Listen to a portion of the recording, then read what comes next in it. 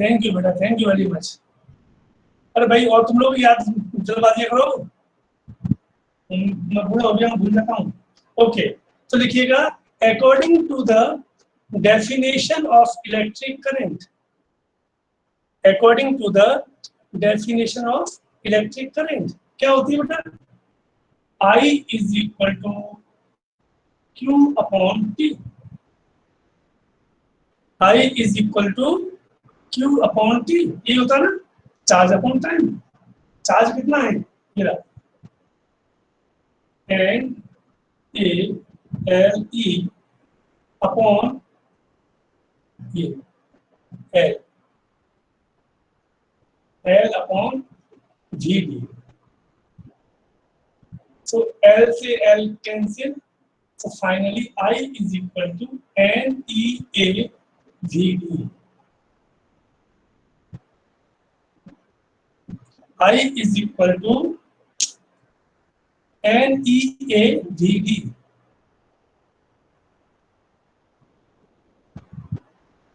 ठीक,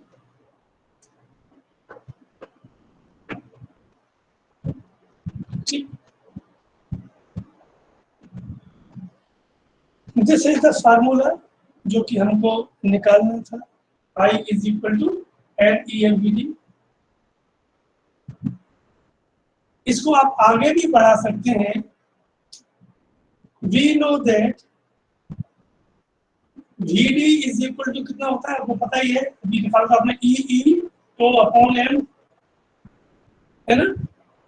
VD is equal होता है, we know that E E tau upon M, substitute the value here, so I is equal to N E A into VD, so E E to over M, so finally N E square A E to upon M।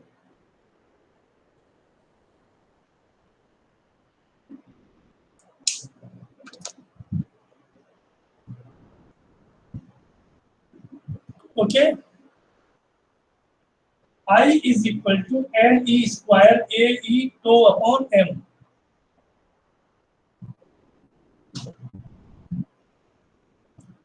ठीक, अब यहां पर एक चीज और देखो आप, heading होगा करंट डेंसिटी, हेडिंग होगा current density.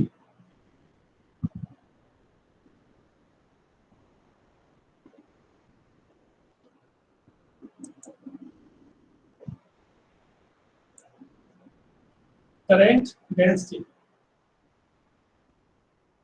Electric current per unit area, note please note down, electric current per unit area is called current density, is called current density।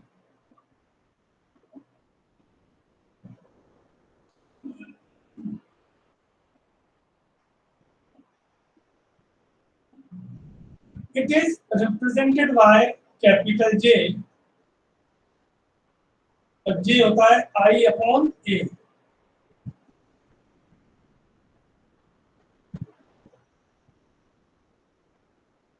So capital J is equal to ये, यहां से रखेंगे तो A से cut जाएगा, तो क्या बचेगा अपने बेटा? N E square E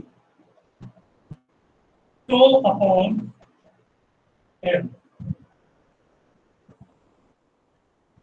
J is equal to N E square E vector E tau upon M।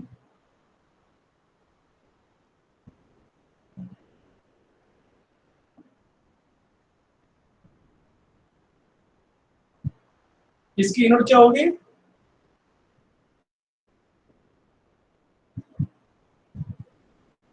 Suryansh, yes sir. इसकी यूनिट क्या होगी करंट डेंसिटी की?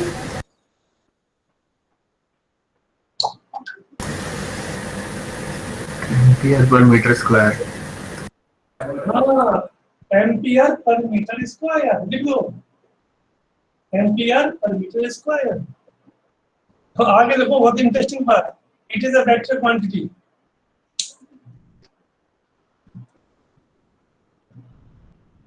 It is a vector quantity.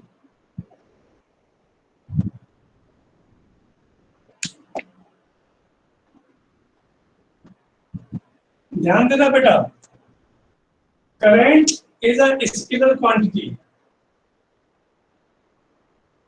Current is a scalar quantity, but current density is vector quantity because there is area is involved and area is a vector quantity.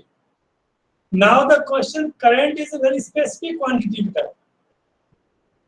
Current is a scalar quantity, but still it depends on the direction because current is always flow from positive to negative.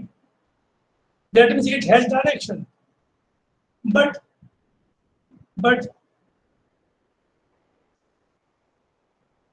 in spite of that, it is a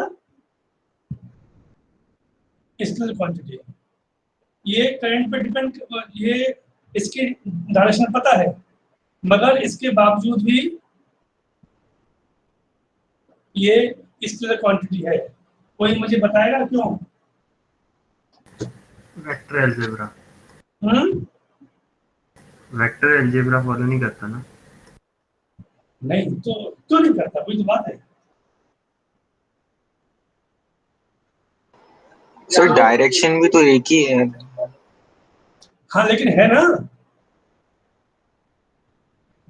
भाई, आपने कहा कि vector क्या होता है भाई, force लगाओगे तो फोर्स का भी तो एक ही डायरेक्शन होगा ना। अब समझो इसको बेटा, वेक्टर क्वांटिटी का मतलब होता है कि those quantity they are depend on the direction. मतलब if you change the direction the value get change. ये देखो, ये आपके सामने एक वायर है, दिख रहा है आपको? अब मान लो ये पॉजिटिव है और ये नेगेटिव है, और इसमें से करंट पास हो रहा है, ये पॉजिटिव से नेगेटिव की तरफ। ओके, ये पॉजिटिव ये नेगेटिव, तो करंट कहाँ जाएगा? वो यहां से होता हुआ यहां जाएगा, राइट। मान लो 2 एम्पीयर करंट जा रहा है। कितना जा रहा है? 2 एम्पीयर करंट। अब मैंने क्या किया, ये कर दिया। अब बताओ अब कितना करंट जाएगा?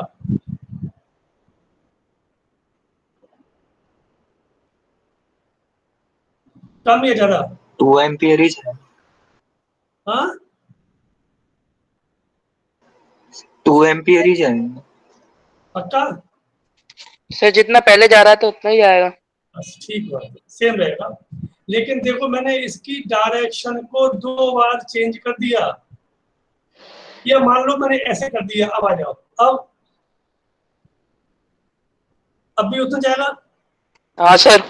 हाँ, इसका मतलब क्या हुआ कि इस करंट का जो अमाउंट है it's not depend on the direction, इसलिए it is a scalar quantity. Okay, चलिए इसके बाद आज आपका जो नेक्स्ट टॉपिक है वो है Ohm's law, very disputed law.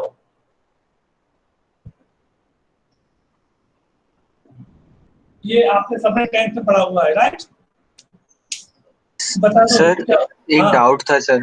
हाँ बोल भाई। सर आपने बोला था सर डीसी करंट में एक ही डायरेक्शन होता है, एसी करंट में डायरेक्शन कैसे चेंज होता है, मतलब है क्या? हाँ ये कौन पूछ रहा है? मंजुल? नहीं, फनेंद्र सर। हाँ ओके फनेंद्र, ओके। एसी, अभी आप इतना ही इसको जान लो बेटा कि एसी में ये ध्यान देना, मान लो कि ये आपका प्लग है, तो प्लग में 2 पॉइंट होते हैं ना, तो एक पॉजिटिव एक नेगेटिव होता है। एक उसमें क्या होता है कि ये पॉजिटिव है ये नेगेटिव है, हाफ साइकिल में, तो ये पॉजिटिव फिर ये नेगेटिव, यानी कि थोड़ा ध्यान देना बेटा, करंट जो होता है ना वो ऐसे जाता है फिर ऐसे आता है फिर ऐसे और फिर ऐसे। अब वो क्यों आता है? ये पूरा आपका चैप्टर आएगा भी आगे चल करके अल्टरनेटिव करंट, तब मैं पढ़ाऊंगा उसको बेटा, तो आपको वहां समझ में आ जाएगा। दैट मीन्स इतना समझ लो कि एसी में पोलरिटी चेंज हो जाती है, जो पहले पॉजिटिव था वो नेगेटिव हो जाएगा और जो नेगेटिव था वो पॉजिटिव हो जाएगा, और ये अल्टरनेट होता रहता है। That is why it is called alternating current, है ना। तो मैं आपको आगे पढ़ाऊंगा इसको, ठीक है ना। क्या ओम्स लॉ, बताओ ओम्स लॉ क्या होता है, जल्दी बोलो। डिस्प्यूटेड क्यों है ये? मैं इसको बता रहा हूँ क्यों डिस्प्यूटेड है, बोलो। जैसे Sir, तुमने बोला, if the surrounding, जैसे if the तुमने बोला, nature, हाँ, if the nature of conductor and the surrounding conditions are same, then हाँ, the voltage is directly proportional to the current. गलत। So the चलो, potential difference on the conductor is directly proportional to current. वो एक ही बात होती है, same है।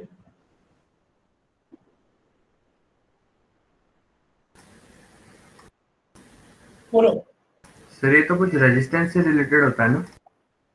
नहीं,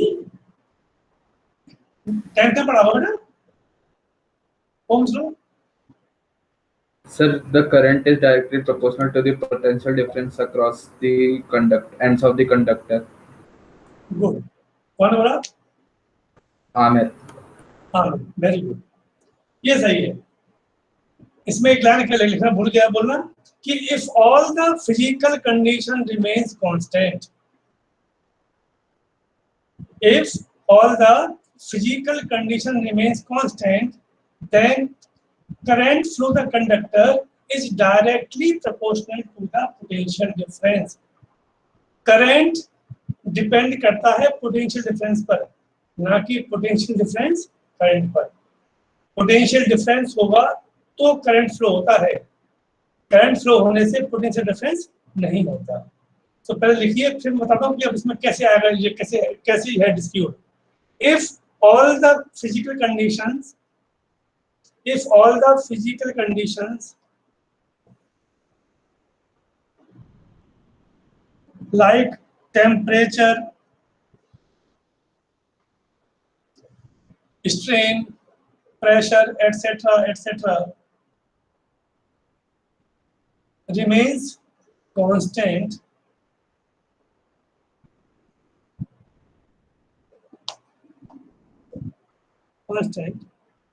then current flowing through the conductor,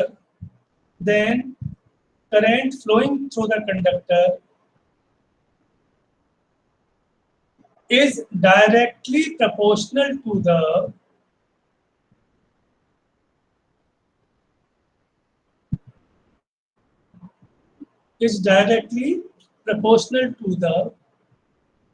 potential difference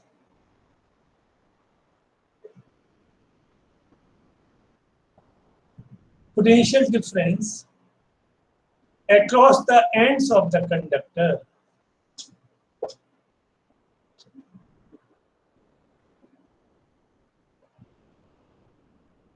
Across the ends of the conductor. यहां तक कोई डाउट नहीं है, डाउट यहां से पैदा होता है। जो मैंने बोला है उसको मैं ऐसे लिखूंगा ना, इसे लिखा है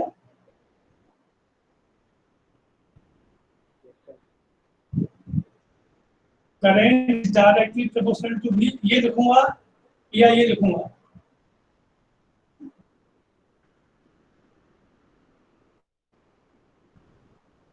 बोलो भाई। सर दोनों ही सेम लग दोनों लिख सकते हैं सर।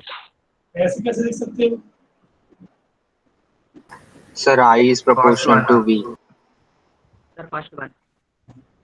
सर बुक में तो दोनों लिखे हैं हैं? सर, रिफ्रेशर में तो दोनों ही लिखे हैं। किसमें? रिफ्रेशर में सर। क्वेश्चन में? नो सर, जो रिफ्रेशर है मेरे पास उसमें। हाँ, वही तो गलत लिखा हुआ है। ये सही है, ये गलत है। अब देखना, लेकिन बुक में लिखा होगा आपको I proportional to V और V proportional to I, so V is equal to RI। याद आ गया क्या?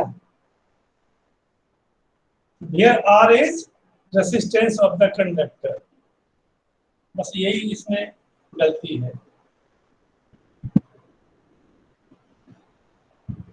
ये जो स्टेटमेंट ये कहता है कि I प्रोपोर्शनल टू V, मतलब current is directly proportional to the potential difference. इसका रूल होता है इंडिपेंडेंट क्वांटिटी पहले लिखी जाती है और डिपेंडेंट क्वांटिटी बाद में लिखी जाती है। तो I डिपेंडेबल है V, लेकिन यदि आप ऐसे लिखते हो तो I प्रोपोर्शनल आ जाएगा, RV आ जाएगा, और इससे करोगे तो V is equal to RI आएगा। तो इसके हिसाब से R is equal to I upon V हो जाएगा, और इसके हिसाब से R is equal to V upon I हो जाएगा। तो इन दोनों को मिला दो तो यहाँ हो जाएगा कि R is equal to 1 upon R हो जाएगा। हो गया सब कुछ उल्टा पुल्टा। ये है इसका ध्यान देना। ये भी एक तरह की इसमें एक विवाद है जो चला आ रहा है कई सालों से, जो आज तक खत्म नहीं हुआ। हम लिखते हैं I प्रोपोर्शनल टू V, फिर लिखते हैं और V प्रोपोर्शनल टू I। आप भी वही लिखेंगे जो बता रहा हूँ, और V इज इक्वल टू कितना RI। लेकिन मैं आपको जस्टिफाई कर दूं कि ये सही क्यों है।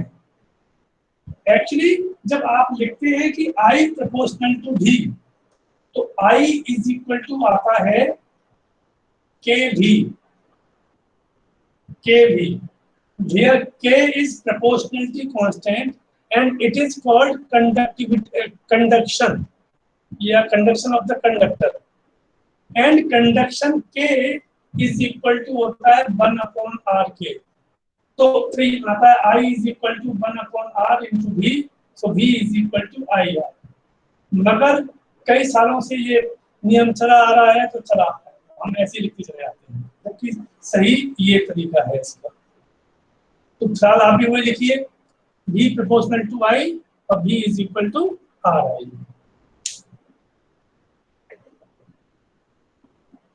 तो भी नंबर यहीं से मिलेंगे आपको।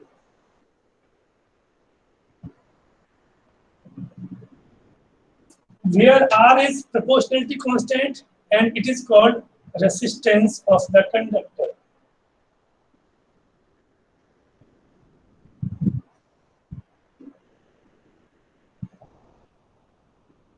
अब यहां पर देखो बच्चों, एक ग्राफ बनेगा,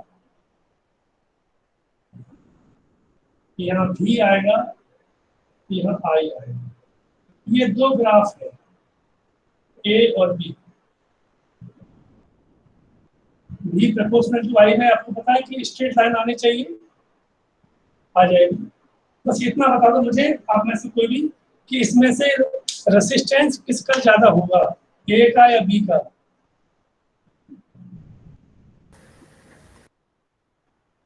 A का। A का रेजिस्टेंस ज्यादा होगा, सर B का।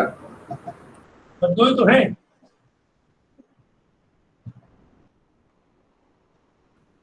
बी में करंट कम है। यस सर, उसमें सर V की वैल्यू ज्यादा है ना सर B में, तो फिर वो ज्यादा रेजिस्टेंस है सर B वाले में। B में क्या हो रहा है कि बहुत ज्यादा। देखो अब ऐसे दिखा होगा, वैसे कैसे दिखोगे, यहाँ पे सेम वोल्टेज हो गया, इसमें करंट कम है, इसमें करंट ज्यादा है, तो जिसमें से करंट कम है इसका मतलब क्या हुआ, उसका रेजिस्टेंस ज्यादा होगा। सो डेफिनेटली बी जो है वो क्या हो जाएगा, उसका रेजिस्टेंस ज्यादा है। तो ये याद रखना, कभी ऐसे ग्राफ मिल जाए आपको तो जिसका स्लोप कम होता है उसका रेजिस्टेंस ज्यादा होगा, और जिसका स्लोप ज्यादा होगा उसका रेजिस्टेंस कम होता है। उल्टा चलता है इसमें, ठीक है ना। जिसका स्लोप ज्यादा होगा उसका रेजिस्टेंस कम होगा, और जिसका स्लोप कम होगा उसका रेजिस्टेंस ज्यादा होता है। ठीक, अब इसके बाद इसी क्वेश्चन को हमको डिराइव करना है अपने अलग तरीके से, ठीक है।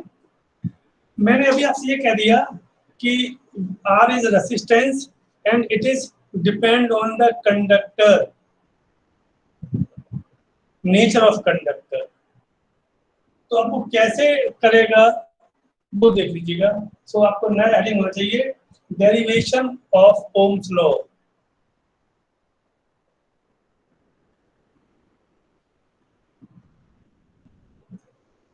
एक्चुअली में हम लोग यहाँ पर पुराने वाला जो ना इसमें कंडक्टर है, इसकी स्पीड इतनी है, उससे निकालेंगे इसको। तो लिखिएगा late VD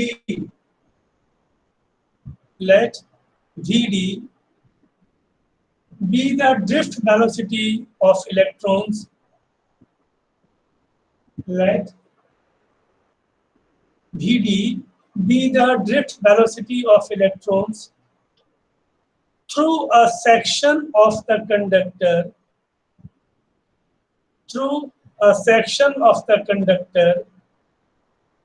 of length small l,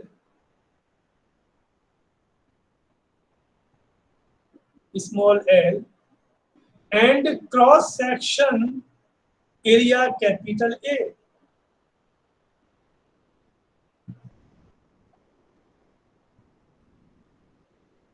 आगे लिखना capital V is the potential difference. Capital V is the potential difference across the section of the conductor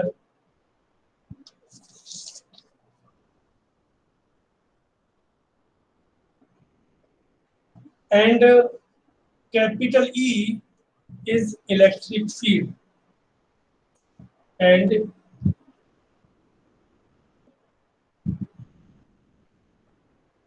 capital E is electric field.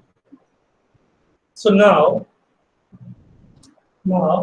the electric current is given by, आप जानते हैं पहले से ही, I is equal to MEAVD.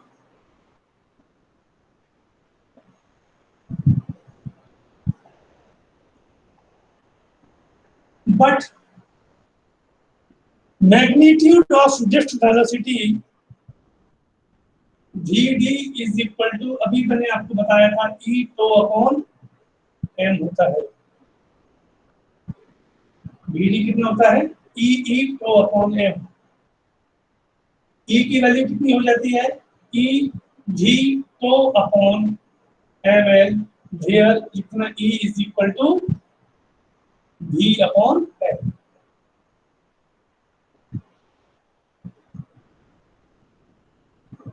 So I is equal to N E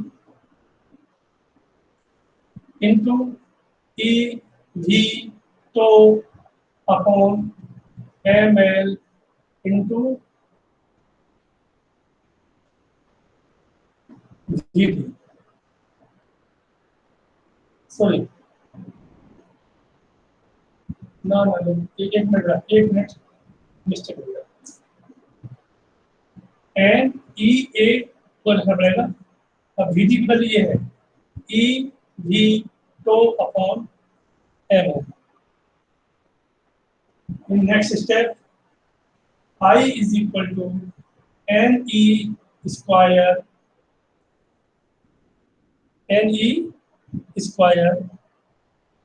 into A tau upon ML into V.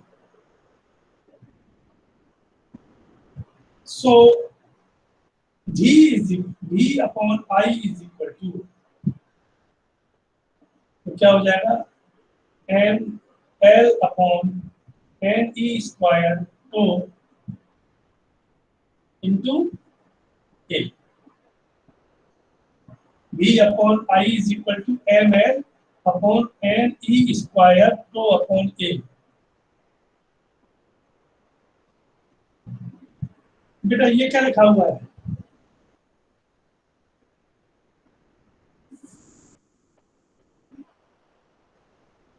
ये लिखा हुआ है resistance. क्यों? क्योंकि अभी आपने पढ़ा है 2 मिनट पहले ओम्स लॉ में, लिख दो। But by Ohm's law V upon I कितना होता है? R। Hence R is equal to ml upon ne square to A.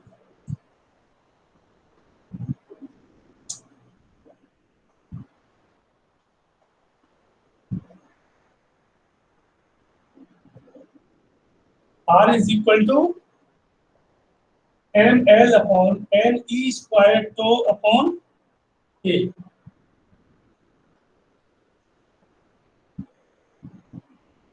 ये क्या है? This is electrical resistance. ये क्या आ गया? लिख दो बेटा इसको आगे. It is electrical resistance and its unit is ohm. ये सिंबल का ओम या ऐसे ओम. Its unit is ohm.